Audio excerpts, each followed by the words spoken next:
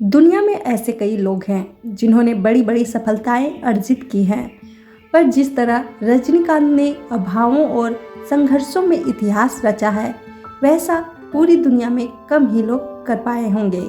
एक कारपेंटर से कुली बनने, कुली से बीटीएस कंडक्टर और फिर एक कंडक्टर से विश्व के सबसे ज़्यादा प्रसिद्ध सुपरस्टार बनने तक का सफ़र कितना परिश्रम भरा होगा, ये हम सोच सकते हैं। रजनीकांत का जीवन ही नहीं बल्कि फिल्मी सफर भी कई उतार चढ़ावों से भरा है।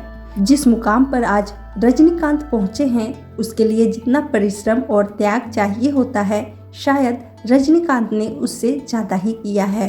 रजनीकांत का जन्म 12 दिसंबर 1950 को कर्नाटक के बेंगलोर में एक बेहद मध्यम वर्गीय मराठी परिवार में हुआ था। वे अपने 4 भाई बहनों में सबसे छोटे थे। उनका जीवन शुरुआत से ही मुश्किलों से भरा रहा। मात्र 5 वर्ष की उम्र में ही उन्होंने अपनी मां को खो दिया था। पिता पुलिस में एक हवलदार थे। घर की आर्थिक स्थिति ठीक न होने के कारण रजनीकांत ने युवा अवस्था में कुली के तौर पर अपने काम की शुरुआत की। उसके बाद वे बीटीएस में बस कंडक्टर की नौकरी करने लगे। एक कंडक्टर के तौर पर भी उनका अंदाज किसी स्टार से कम नहीं था। वो अपनी अलग तरह से टिकट काटने और सीटी मारने की शैली को लेकर यात्रियों और दूसरे बस कंडक्टरों के बीच विख्यात थे। कई मंचों पर नाटक करने के कारण फिल्मों और एक्टिंग के लिए शौक तो हमेशा से ही था और वही शौक धीरे धीरे जुनून में तब्दील हो गया। लिहाजा उन्होंने अपना काम छोड़कर चेन्नई के फिल्म इंस्टीट्यूट में दाखिला ले लिया। वहाँ इंस्टीट्यूट में एक नाटक के दौरान उस समय के मशहूर फिल्म निर्देशक के बालाचंद्र जी की नज़र रजनीकांत पर पड़ी और वो रजनीकांत से इतना ज़्यादा प्रभावित हुए कि वहीं उन्हें अपनी फिल्म में एक रोल निभाने का प्रस्ताव दे डाला। फिल्म का नाम था पूर्वरागंगल। रजनीकांत की ये पहली फिल्म थी, पर किरदार बेहद छोटा होने के कारण उन्हें वो पहचान नहीं मिल पाई जिसके वे योग्य थे। लेकिन उनकी एक्टिंग की तारीफ हर उस इंसान ने की जिसकी नज़र उन पर पड़ी। रजनीकांत की फिल्मी सफर भी किसी फिल्म से कम नहीं। उन्होंने पर्दे पर पहले नकारात्मक चरित्र और विलन के किरदार से शुरुआत की, फिर साइड रोल किए और आखिरकार एक हीरो के तौर पर अपनी पहचान बनाई। हालांकि रजनीकांत निर्देशक के बालाचंद्र को अपना गुरु मानते हैं, पर उन्हें पहचान मिली निर्देशक एसपी मुथुरमन की फिल्म चिलकमा चेपेंडी से। इसके बाद एसपी की ही अगली फिल्म पर उन्होंने पहली बार हीरो के तौर पर अवतरित हुए। इसके बाद रजनीकांत ने पीछे मुड़कर नहीं देखा और दर्जनों हिट फिल्मों की लाइनें लगा दी।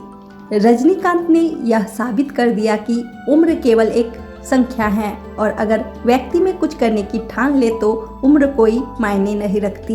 65 वर्ष के उम्र के पड़ाव पे भी उन्होंने शिवाजी द बॉस, रोबोट, काबुली जैसी हिट फिल्में दी।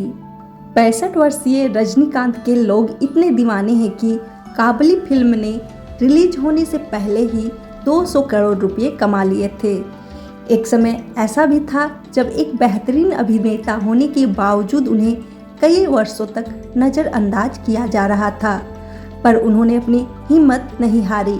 ये बात रजनीकांत के आत्मविश्वास को और विपरीत परिस्थितियों में भी हार ना मानने वाले जज्बे का परिचय देती है। रजनीकांत आज इतने बड़े सुपरस्टार होने के बावजूद जमीन से जुड़े हुए हैं। वे फिल्मों के बाहर असल जिंदगी में एक सामान्य व्यक्ति की तरह ही दिखते हैं।